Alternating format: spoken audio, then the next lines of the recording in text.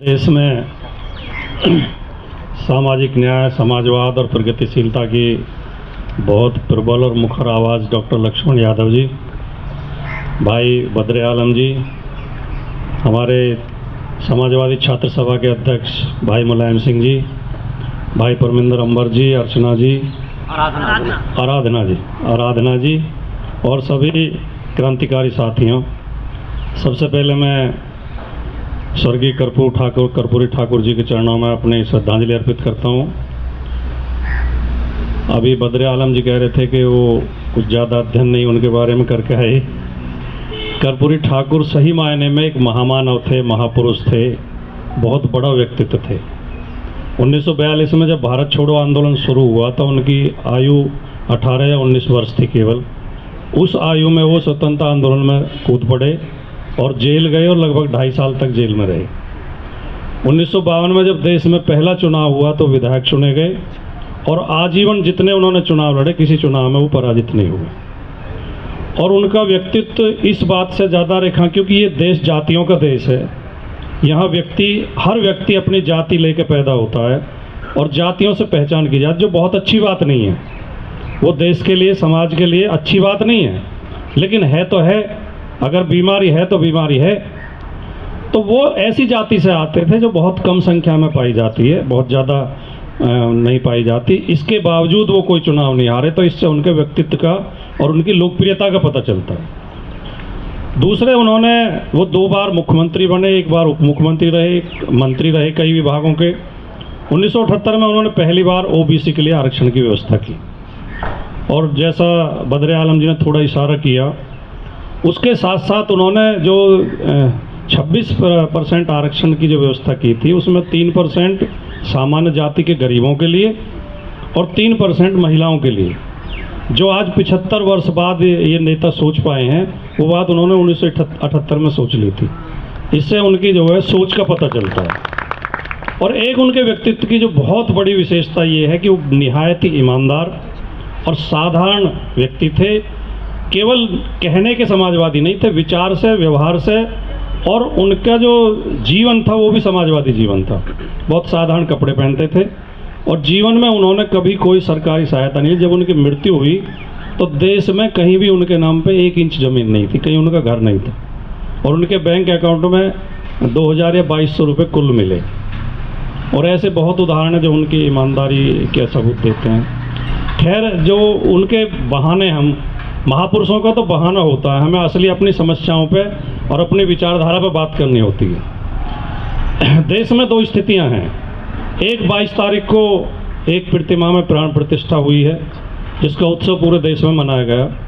और आज 2 दिन बाद 24 तारीख को हम कर्पूरी ठाकुर जी की जयंती मना रहे हैं, 100वीं जयंती, और उन्हें भारत रत्न देने की भी घोषणा सरकार ने की है।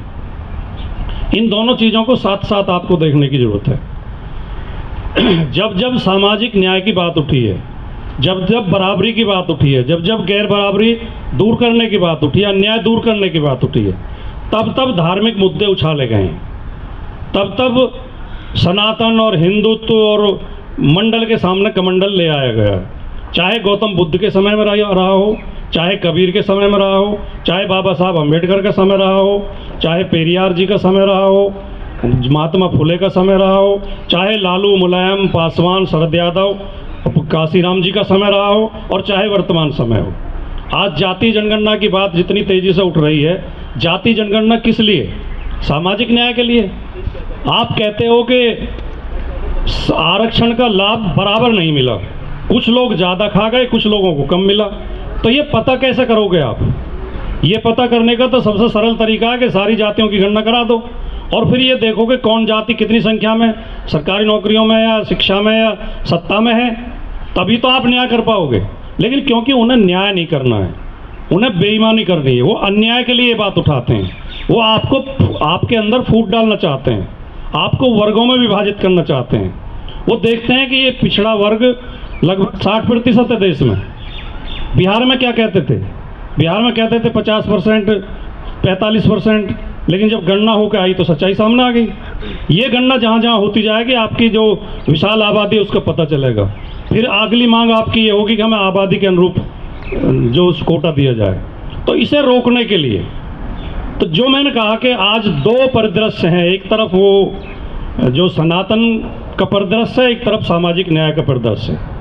इस देश के हर गांव में, हर कस्बे में, हर मोहल्ले में, हर शहर में दो लोग सुबह सुबह घर से निकलते हैं। एक आदमी हाथ में झाड़ू लेके और टोकरा लेके सफाई के लिए निकलता है, और एक आदमी बगल में एक किताब लगा के, तिलक लगा के भीख मांगने के लिए निकलता है। चाहे वो किसी भी नाम पर भीख मांगता है, लेकिन भीख है।